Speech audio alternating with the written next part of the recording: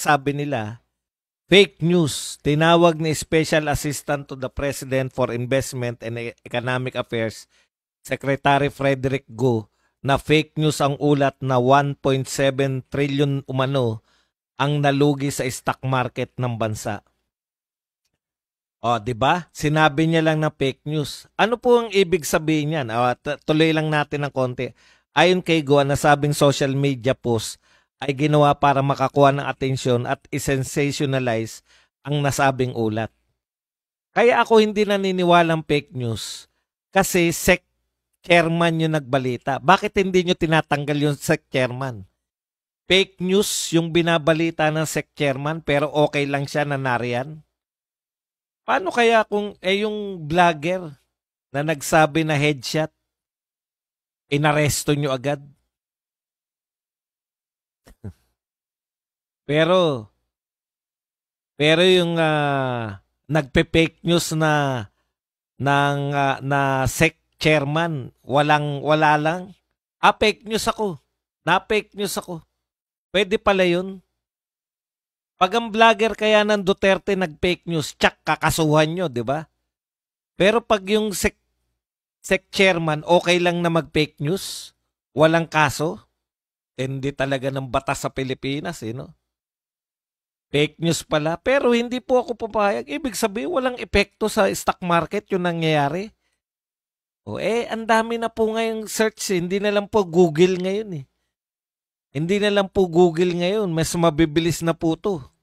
Ito po yung sinerch natin, yung Copilot. Nagtanong po ako sa kanya. Ang sabi ko, ito ang una kong tanong, how much does, kaya barok-barok ako mag-English, how much does PH stock market lost since July 2025 until now? Ang sinagot po sa akin, 6,309.24 points. O 210.5 points. So hindi ko po naintindihan kung ano yung ibig sabihin ng 210.5 points ang nalugi natin. So, cleaner ko po yung tanong, in pesos, sabi ko, magkano na yung nalugi sa mga stock market in pesos?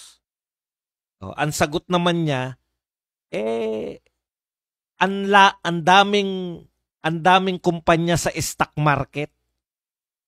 Para lang maano ko na ako ay nagse-search talaga. Pero binigyan niya ako, ano ba gusto mong malaman sa pesos na nalugi? Yung mga kumpanya ba? Nagbigay siya ng halimbawa ng kumpanya. Ayan, Republic Glass Holding, Pacific Holdings, PhilInvest, Bank of the Philippines Island.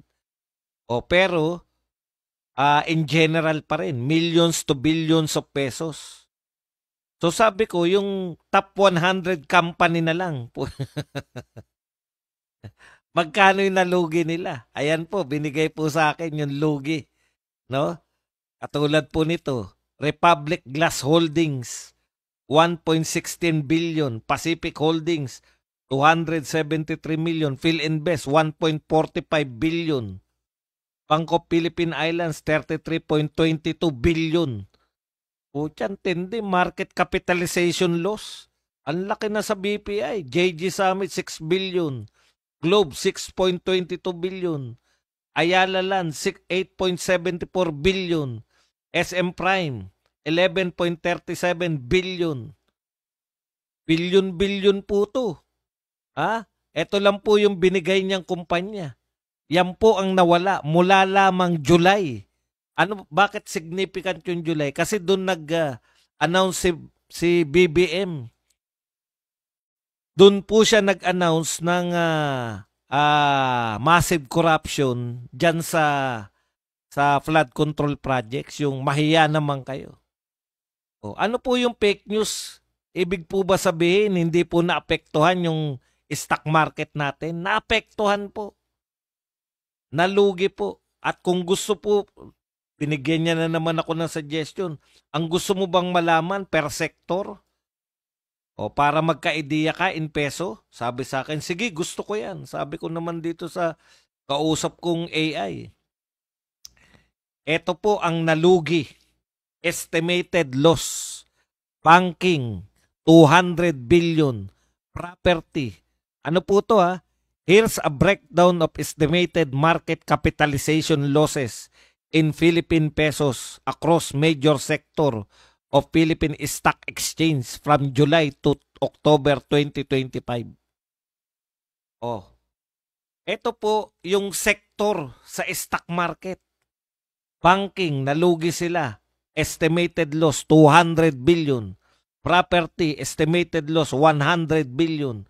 Telecom, 90.4 billion. Energy, 100 billion. Consumer, 100 billion. So total estimated loss across sectors, 590 to 600 billion pesos. Sasabihin yung hindi nalulugi yung stock market natin. Oh. Ano yan? Chinambahan ko yan?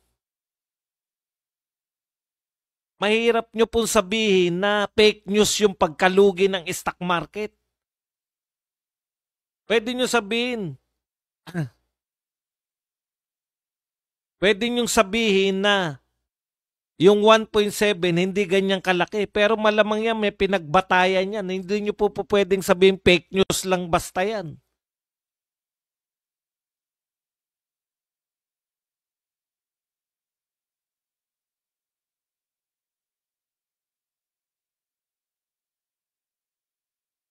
I-deny nyo lang. Ibig sabihin, ang stock market natin hindi nalulugi.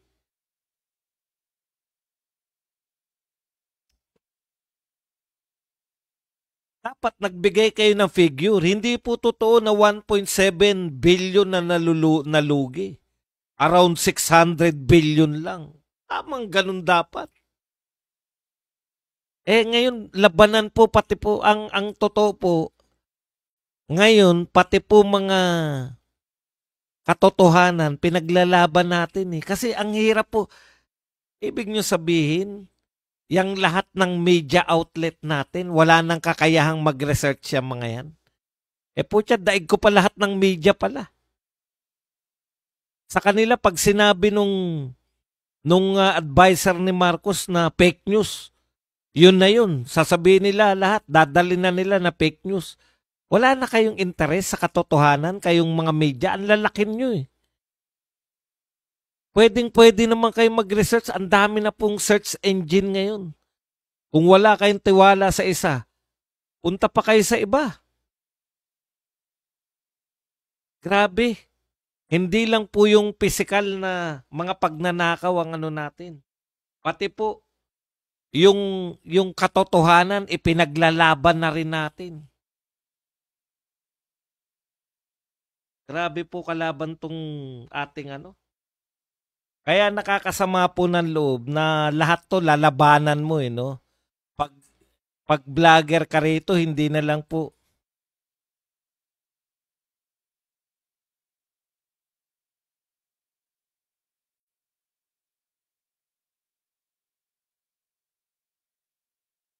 Billion po ang nalulugi tapos dinideny po nila yan. Sasabihin lang na fake news. Umamin naman yung isa. Oo nga po, kasi nagsorry pa eh.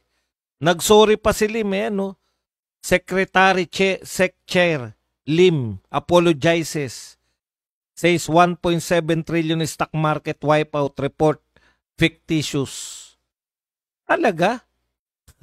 Nire-report mo tapos sasabihin mo fake news ka? Dapat mag-resign ka na.